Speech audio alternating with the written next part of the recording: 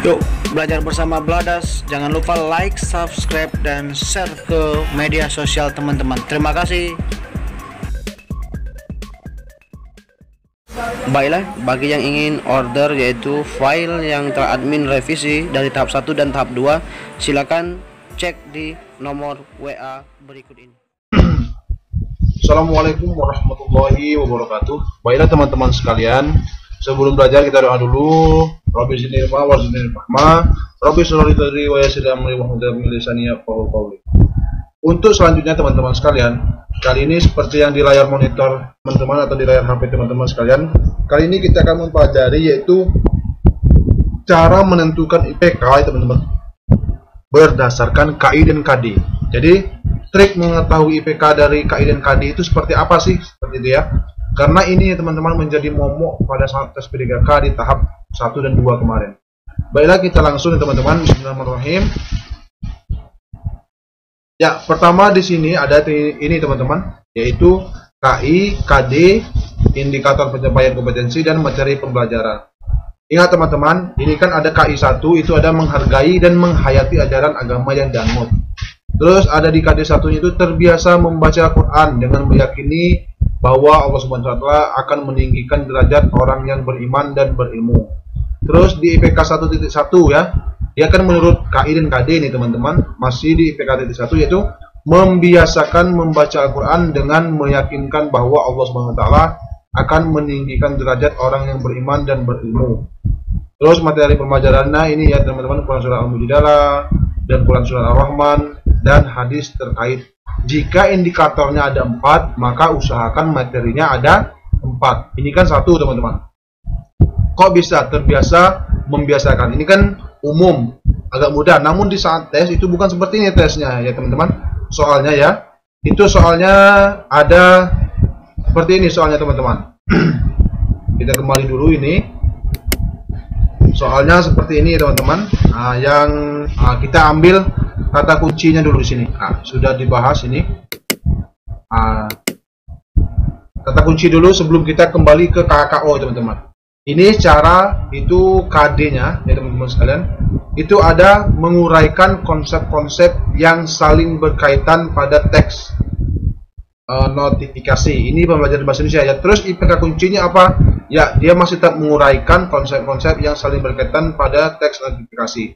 Namun ada juga yang namanya IPK pendukung, yaitu mengidentifikasi kalimat utama. Terus ada juga mengidentifikasi ini. Terus ada yang ketiga itu menggali konsep. Yang keempat itu menghubungkan konsep. Yang kelima itu menelaah. Ini kata-kata kuncinya teman-teman. Ingat, kata-kata kunci yang berorientasi pada KD tersebut. Lanjut di sini teman-teman, bagian ini ya. Nah, ini IPK yang mengumpulkan. Ini kan yang pertama menyajikan. Terus IPK kuncinya itu menyajikan juga. Namun ada IPK pendukungnya teman-teman, yaitu mengumpulkan. Ada yang mengkoreksi. Ingat, dia inginnya mengaplikasikan ataupun mengingat saja teman-teman. Kita kembali ke KKO dulu. Nah, ini KKO, kata kerja operasional. Di sini kan ada yang mengingat itu teman-teman. Kita lihat tadi ada yang namanya di sini ada mengutip, menyebutkan, menjelaskan, menggambarkan, membilang, mengidentifikasi. Nah, ini kalau dia mengingatkan tadi teman-teman, seperti yang ini tadi. Dia mengidentifikasi, ini kan menguraikan konsep-konsep yang saling berkaitan pada teks notifikasi. Jadi menguraikan ini bisa di IPK pendukung, yaitu mengidentifikasi kalimat utama paragraf pada teks notifikasi. Jadi setelah diuraikan, terus mengidentifikasinya teman-teman. Terus atau juga bisa langsung menggali gitu teman-teman ya. Nah, di sini ada beberapa yang C1 itu teman-teman, membilang, mengidentifikasi, mendaftar, menunjukkan, memberi label, memberi indeks, memasangkan, membaca, menamai, menandai, menghafal, meniru, mencatat, mengulang, memproduksi, meninjau, memilih, mentabulasi, memberikan kode menulis, menyatakan atau menelusurkan. Ingat, ini dari aspek mengingat saja teman-teman. Jadi kata kuncinya teman-teman lihat di KD. Di KD itu dia menyuruh apa seperti itu. Jadi kalau kemarin itu kebanyakan yaitu di bagian ini teman-teman. Bagian di ini teman-teman ya. membiasakan. Nah ini teman-teman, berarti membiasakan ini yaitu mengaplikasikan. Seperti contoh ini teman-teman, ada, tunggu sebentar ya teman-teman sekalian. Seperti ini ya teman-teman, secara beruntun ya menjelaskan. Pertama di sini, jika yang dia ingin menyajikan seperti itu. Pertama KD-nya ingin menyajikan. Jadi untuk apa namanya itu KKO-nya itu teman-teman. Nah di sini ya, di sini ada yang namanya menyajikan. Nah dari menyajikan ini teman-teman, IPK-nya apa seperti itu? IPK pendukungnya, indikatornya seperti itu ya teman-teman. Jadi di situ ada mengumpulkan konsep-konsep, terus ada mengkoreksi. Nah jadi sudah menyajikan keterampilannya ini teman-teman. Maka dia masuk di mana seperti itu? Untuk mengkoreksi teman-teman, silakan teman-teman cek di sini ya, ataupun menyajikan, mengumpulkan itu kembali ke mencipta atau membuat, kembali di C6 teman-teman sekalian. Silakan teman-teman lihat lagi seperti contoh ini ya teman-teman. Ini menghargai, terus dia terbiasa di KD satunya. Berarti di IPK-nya itu bisa membiasakan teman-teman. Kalau membiasakan itu teman-teman di bagian C3 ini teman-teman, C3 yaitu membiasakan. Jadi membiasakan itu, jadi dia masih di bagian tahap C3 atau mengaplikasikan. Ingat saja teman-teman, kata kuncinya di situ lihat di KD-nya teman-teman. Ini KD-nya kan. Nah KD-nya itu dia suruh menyajikan. Berarti kalau sudah disajikan, IPK pendukungnya bisa mengumpulkan, bisa mengkoreksi, atau bisa menyajikan seperti itu teman-teman. Jadi teman-teman lihat apa namanya yang ada di pilihan ganda tersebut apa saja. Di sini kan teman-teman lihat di bagian C1 ini, teman-teman hafal ini teman-teman. Biasanya yang masuk itu ini yang menjelaskan, terus mencontohkan ini teman-teman, terus menggambarkan, terus menganalisa atau mengidentifikasi. Kalau menganalisa ini teman-teman lebih tinggi lagi, dia kembali ke C4. Terus membandingkan, menyimpulkan, lainnya sama mengumpulkan. Terus memprediksi, memperjelas, menugaskan, menafsirkan, mempertahankan, memperinci. Nah ini biasanya di bagian ini membandingkan atau membedakan. Silakan teman-teman, kalau dia menentukan hubungan bisa menganalisis seperti itu teman-teman. Terus kalau dia menyusun atau menggambar biasa menggambarkan. Terkhusus di bagian C1, C2, C3 dan C4 serta C5 dan 6 ini teman-teman. Teman-teman bisa ambil kata kunci yang pertama saja. Terlebih teman-teman harus menghafal ini teman-teman, yaitu mengingat, memahami, mengaplikasikan, menganalisis, mengevaluasi, menciptakan atau membuat.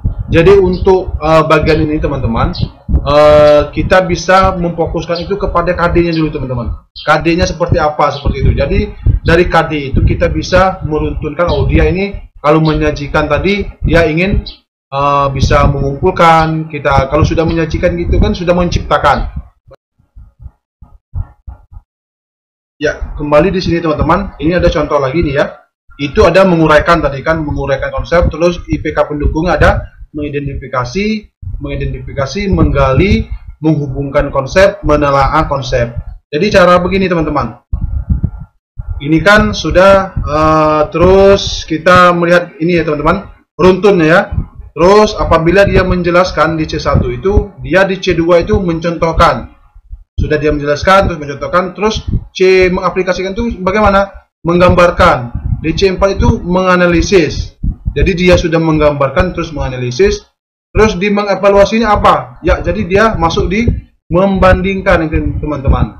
Sama contoh halnya ini tadi teman-teman. Ini kan ada mengidentifikasi, menghubungkan, terus menelaah, menggali. Kita lihat, berarti misalkan dia di KD 3.7 seperti itu teman-teman. Terus di bagian IPK pendukungnya yang mana? Sudah menguraikan ini, kembali mengidentifikasi. Berarti identifikasi sudah berarti teman-teman. Mengidentifikasi berarti dia di C1. Setelah sudah mengidentifikasi, kembalinya kemana lagi? Terus menggali teman-teman. Nah bagian menggali ini teman-teman, Setelah mengidentifikasi, terus ada di sini kembali di C ini teman-teman, bagian. Jadi untuk yang menghubungkan ini teman-teman kembali di C4 teman-teman. Terus yang kelima itu menelaah. Menelaah itu teman-teman sekalian kembalinya di bagian C4, yaitu menelaah. Ini teman-teman, di C4 yaitu menganalisis atau menelaah. Kalau yang C5 itu mengevaluasi teman-teman. Jadi silakan teman-teman, nanti kuncinya seperti ini teman-teman. Di sini tadi kan sudah admin sebutkan. Nah, di sini ada yang namanya contoh yang pertama tadi ini teman-teman. Di sini dia yang pertama KI-nya itu menghargai dan menghayati ajaran agama yang dianutnya. Terus yang kedua itu ada di KD1-nya juga tuh terbiasa membaca Al-Quran dengan meyakini bahwa Allah Subhanahu wa Ta'ala akan meninggikan derajat orang yang beriman dan berilmu. Terus bagian IPK-nya apa? Ya, itu dia bisa membiasakan membaca Al-Quran dengan meyakini bahwa membiasakan. Terus nanti itu pilihannya ada menelaah itu teman-teman. Silakan lihat di IPK yang di KD1-nya teman-teman. Yang tadi ini sudah membiasakan ini teman-teman, berarti dia masuk di C3. Sesudah membiasakan berarti dia terus ke C4 itu menggali lagi. Apa seperti itu? Sudah membiasakan atau melatih. Nah ini teman-teman kembalinya ya. Cara kembalinya itu di sini teman-teman. Nah biasanya sudah ini kan keterkaitannya. Ini kan menjelaskan, mencontohkan, menggambarkan, menganalisis, baru membandingkan. Kalau sesudah ini tadi kan yang pertama tadi dia minta di sini sajiannya yaitu menghargai atau terbiasa di KD1-nya. Nah, jadi sudah terbiasa atau menghargai tadi kembali menulisnya yaitu di ini teman-teman, bagian C3 yaitu membiasakan. Sesudah itu dia kembali lagi ke C4 teman-teman. Terus itu kan per KD. Jadi KD1 itu apa dia minta? Biasanya KD1 itu antara C1, C2 dan C3 seperti itu teman-teman. Kalau dia sudah naik ke atas, terus silakan teman-teman melihat bagian menganalisis, mengevaluasi dan menciptakan ini teman-teman. Kalau sudah menciptakan ini teman-teman sekalian, tergantung dari KD-nya tersebut. Misalkan nanti disajikan KD 1.1 seperti itu, berarti dia KD 1.1, berarti bagian indikatornya yaitu 1.1 juga teman-teman. Silakan teman-teman lihat di bagian yang memahaminya ini.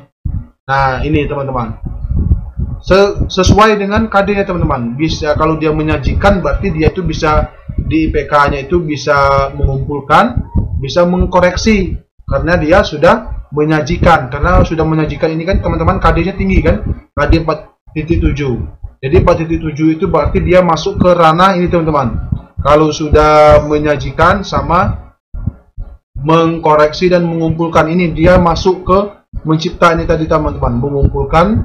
Terus ada bagian mengkoreksi ini teman-teman, bagian C6 itu teman-teman sekalian.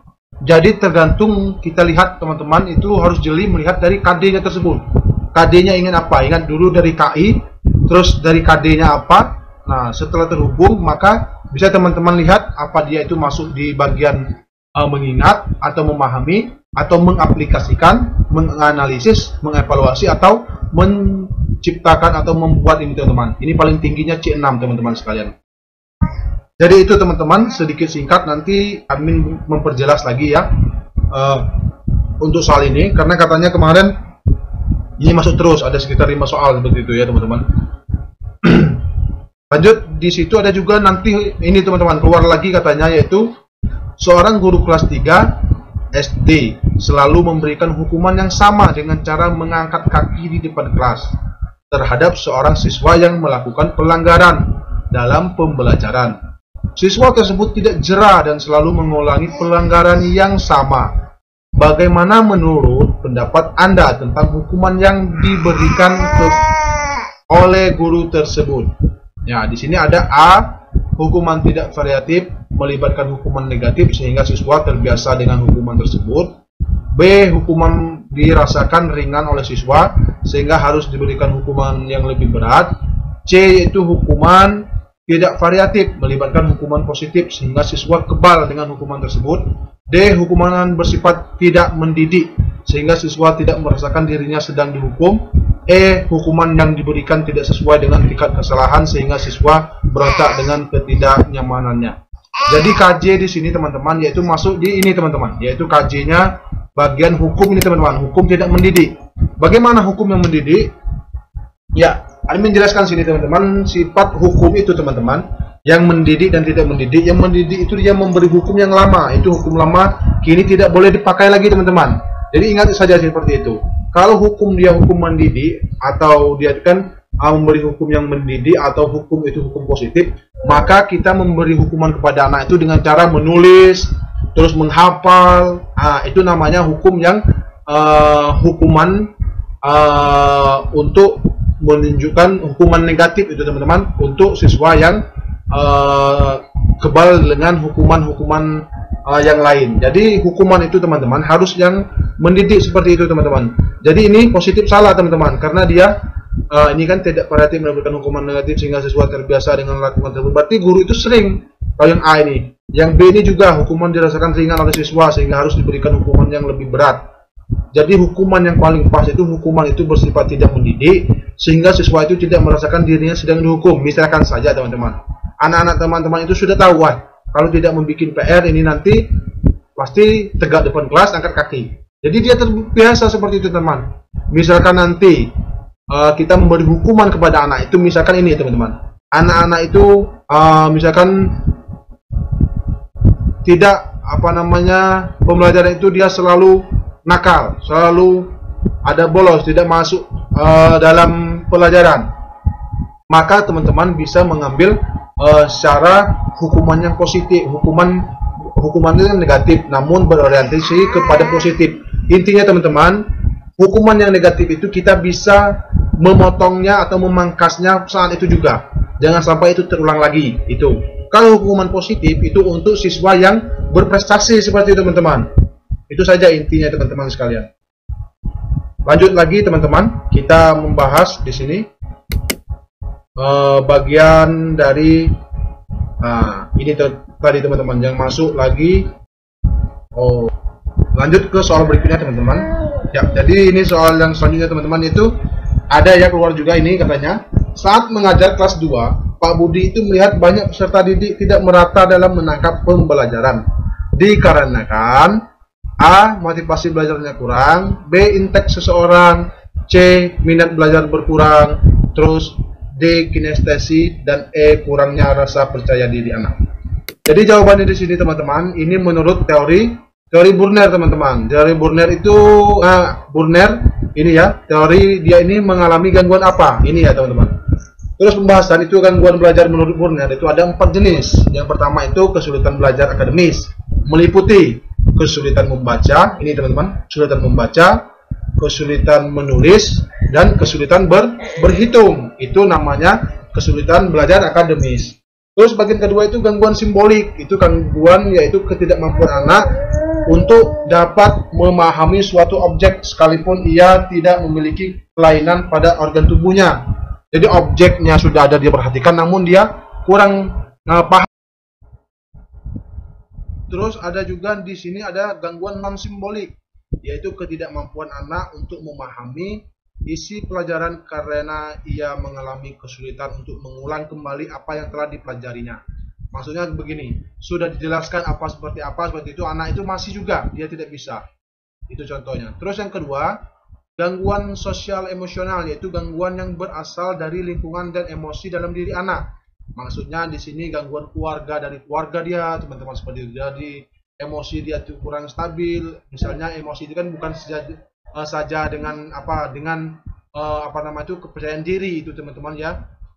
Jadi untuk itu teman-teman, isi yang paling pas di sini adalah A teman-teman, yaitu kesulitan belajar akademis, karena di sini dia menghitung 3 pangkat 2 ditambah 4 pangkat 2 itu 5 pangkat 2. Jadi tipe belajar ini, anak ini, didik ini dalam teori Burner mengalami gangguan ya, yaitu kesulitan belajar akademis teman-teman. Nah ini teman-teman pembahasannya tadi ya. Oke teman-teman sekalian, itu dulu dari admin. Misalkan ada yang kurang paham penjelasan ini, admin mohon maaf. Jika teman-teman ingin juga order atau membeli soal-soal dari admin, silakan order melalui nomor WA di deskripsi teman-teman. Silakan cek di deskripsi teman-teman sekalian. Itu teman-teman langsung chat langsung dengan saya selaku admin dari YouTube ini. Assalamualaikum warahmatullahi wabarakatuh.